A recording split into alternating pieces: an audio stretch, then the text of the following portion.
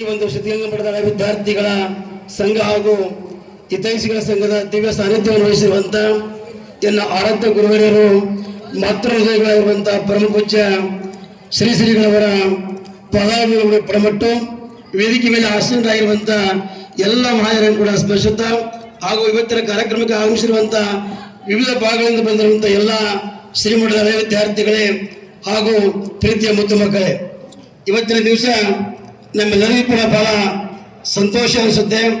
ಯಾಕಂದರೆ ಯಾವುದೇ ಒಂದು ಮಠ ಅತ್ಯಂತ ಒಂದು ಮಹತ್ತರವಾಗಿ ಬೆಳಿಬೇಕಾದ್ರೆ ಅದಕ್ಕೆ ಮೂಲ ಆಸ್ತಿ ಯಾವುದಪ್ಪ ಅಂದರೆ ಶ್ರೀಮಠದ ಹಳೆ ವಿದ್ಯಾರ್ಥಿಗಳು ಮತ್ತು ಭಕ್ತರು ಅನ್ನುವಂತಹದ್ದು.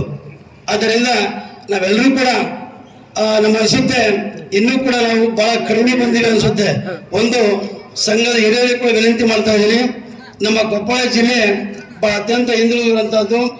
ನಾವು ಕೂಡ ನಮ್ಮ ಜಿಲ್ಲೆಯಲ್ಲಿ ಪ್ರತಿ ವರ್ಷ ಪರಮ ಪೂಜ್ಯರ ಒಂದು ಕಾರ್ಯಕ್ರಮವನ್ನು ಅಂದರೆ ಜನವರಿ 21ರಂದ ಪುಣ್ಯ ಸ್ಮರಣೆ ಕಾರ್ಯಕ್ರಮವನ್ನು ಕೂಡ ಬಹಳ ಅದ್ದೂರಿಯಾಗಿ ಮಾಡ್ತೀವಿ.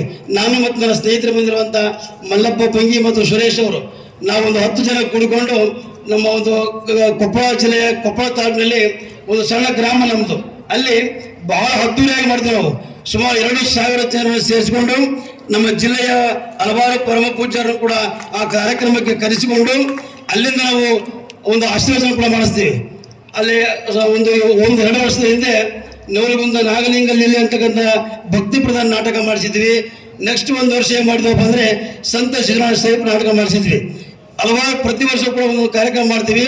ಈ ವರ್ಷ ನಾವು ಅಲ್ಲಿ ಕಾರ್ಯಕ್ರಮ ಮಾಡೋದಕ್ಕೆ ಕಡಿಮೆ ಮಾಡ್ತೀವಿ. ಯಾಕಂದರೆ ನಮ್ಮಲ್ಲಿ ಒಂದು ಶರಣಬಸವೇಶ್ವರ ಒಂದು ಪುರಾಣ ಇರೋದ್ರಿಂದ ಈ ವರ್ಷ ಕಾರ್ಯಕ್ರಮ ಮಾಡೋದಿಲ್ಲ. ಆ ಕಾರ್ಯಕ್ರಮದ ಎಷ್ಟು ಖರ್ಚು ಬರುತ್ತೆ, ಸುಮಾರು 51,000 ರೂಪಾಯಿಯನ್ನು ನಾವು 3 ಜನ ಸ್ನೇಹಿತರು ಶ್ರೀಮಠಕ್ಕೆ ಜನವರಿ 21 ಬಂದು ಅದನ್ನು ಮುಟ್ಟಿಸ್ತೀವಿ ಅಂತೇಳಿ ವೇದಿಕೆ ಮೂಲಕ ನಾವು ತಿಳಿಸ್ತೀವಿ.